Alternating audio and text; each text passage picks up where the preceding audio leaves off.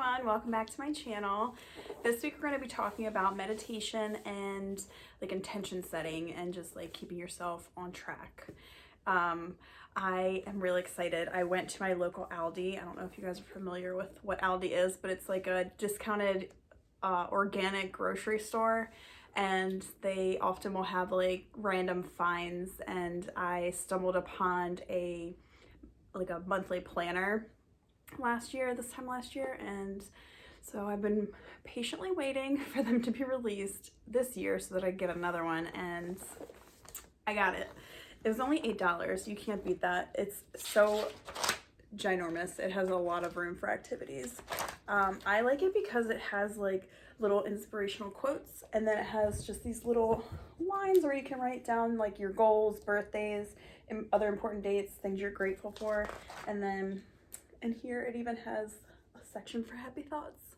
So I really like these. Oh, and it has it has like each month has a different quote. So I really enjoy that. So picked up another one of those. Got one for my best friend because she can benefit from it too. I like to, whenever I find something good, I just love sharing it with other people, and I'm like, do this, it'll help your life. She appreciates it though, so I enjoy that she is open and willing to try my crazy ideas. But they work for me, and if they work for me, I want them to hopefully help someone else and work for them too. Which brings me to my gratitude journal. I am a huge advocate for gratitude journals, or just journaling in general. I've always been like a creative writer. Like when I was in high school, I took the class, and even in college, I took a creative writing class. So I've always been very good with the imagination, I guess, and writing, and just I'm much better with my words, like writing words, than I am speaking like face to face. I mean, I feel like I'm okay with that as well, but I can write a novel. Ask any of my friends or exes. I can definitely write a novel. So I enjoy writing my gratitude things out, and you can also write a like an inspirational quote or affirmation for yourself. So what I typically do is on the front page I'll write just like whatever my affirmation is. So my affirmation for this point in time was, I choose love and abundance in all areas of my life. And then on the back side, you write down things you're grateful for. They say like you could choose like 5 to 10, but I usually just try to fill up the page. It keeps you kind of out of a negative mindset. I know that like everyone has bad things that happen in their life, and not everything is peaches and cream or rainbows and butterflies. So it's okay to obviously have your bad days, things like that, but then you want to try and focus on what you have that is good in your life, instead of just always focusing on the negative or complaining. And because when you just like constantly put that out to the universe, you're just gonna constantly get it thrown back at you. So if you show the universe all the things you're grateful for, then, and it can be simple, it can be so simple. Literally, I think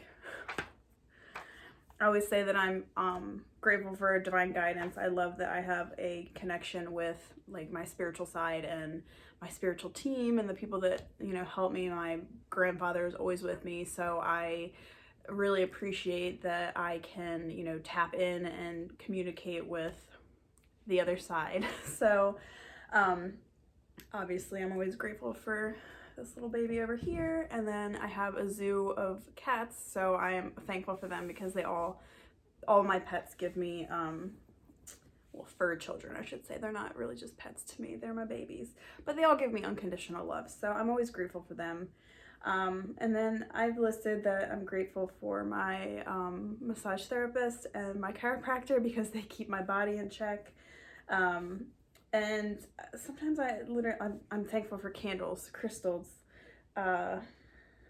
tea, just like healthy friendships. Like you can put anything, whatever you were thankful for, whatever brings you joy and kind of alleviates any of the stressors in your life, is something you can be grateful for.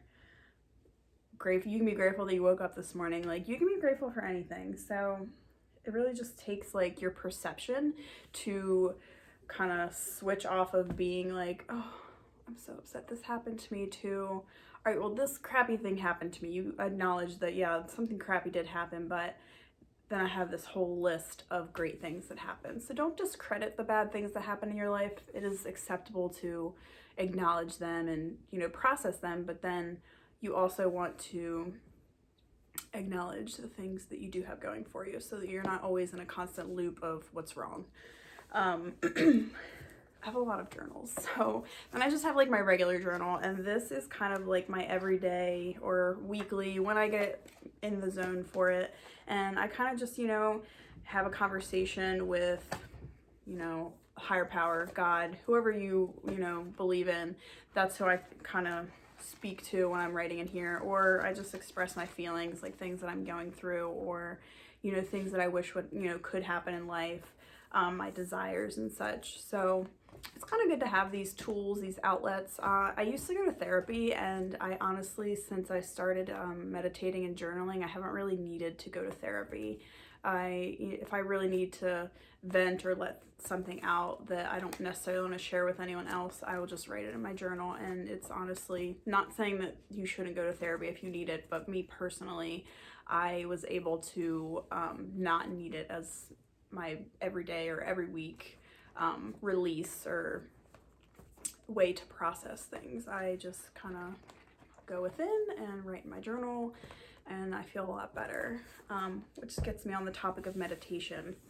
I am a huge advocate for meditation. There's honestly nothing like it, and it is so great to just kind of like center yourself and bring you back down to, you know, your 0 point, and just kind of take stock of what is going on in life, and, you know, what you feel the direction you're headed in. So I typically will try to do it at least 3 times a week.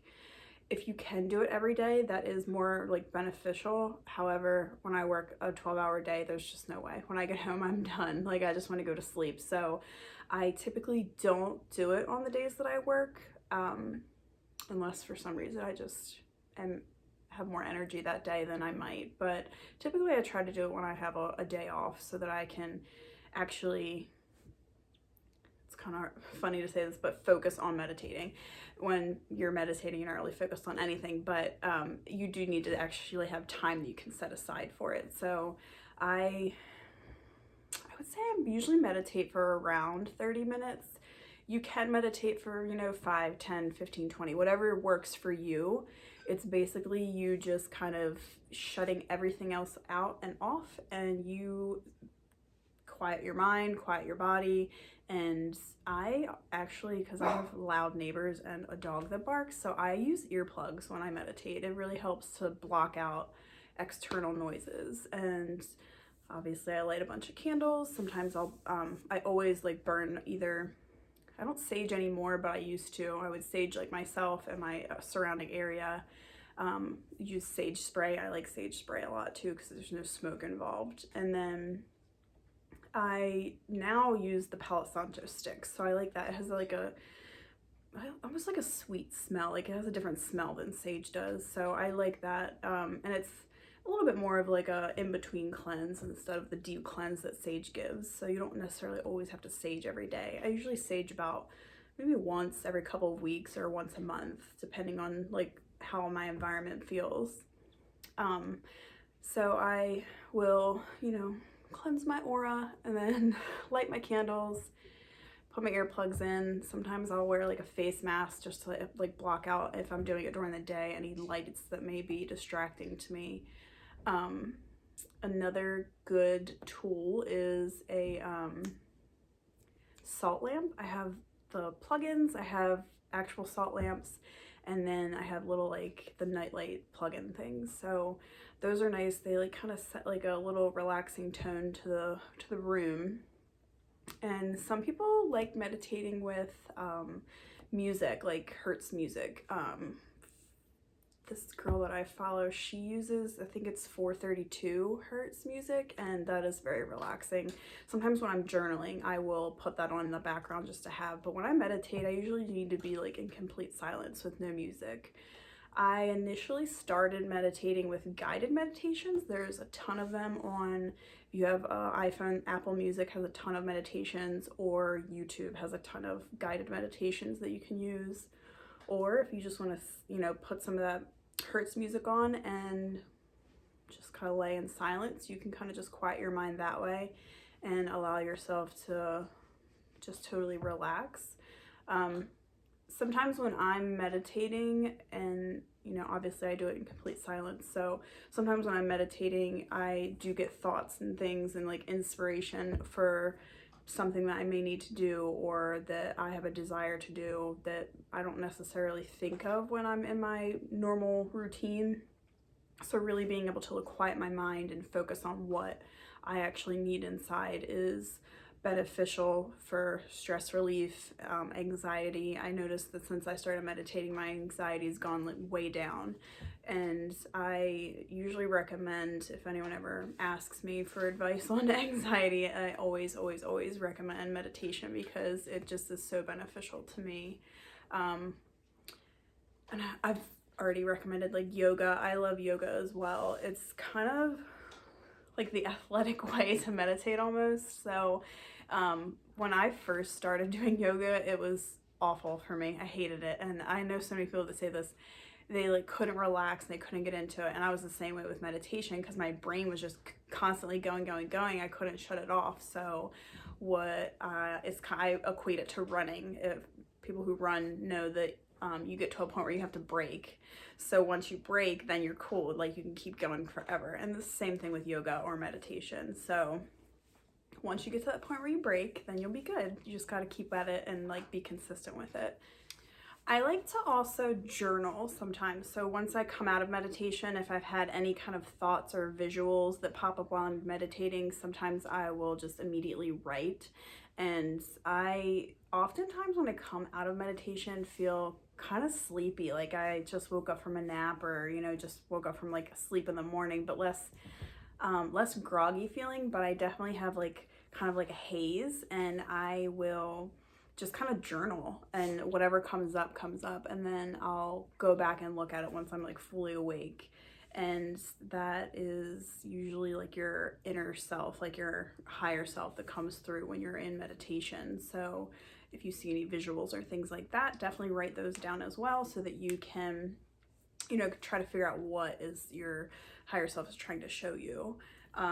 Another thing that I like to do when I am meditating is focus on like feelings too. So if you have any kind of feelings that come up, you might want to pay like more attention and ask yourself like, why do I feel this way? Like what is this bringing up for me? And like dig deeper into it to find out exactly what that feeling is bringing up for you. Sometimes it could be something from your childhood or just something that happened last week and you're like, oh, okay, I'm just still upset about that. And then you can work on resolving it. So keeping a journal when you're meditating is definitely beneficial.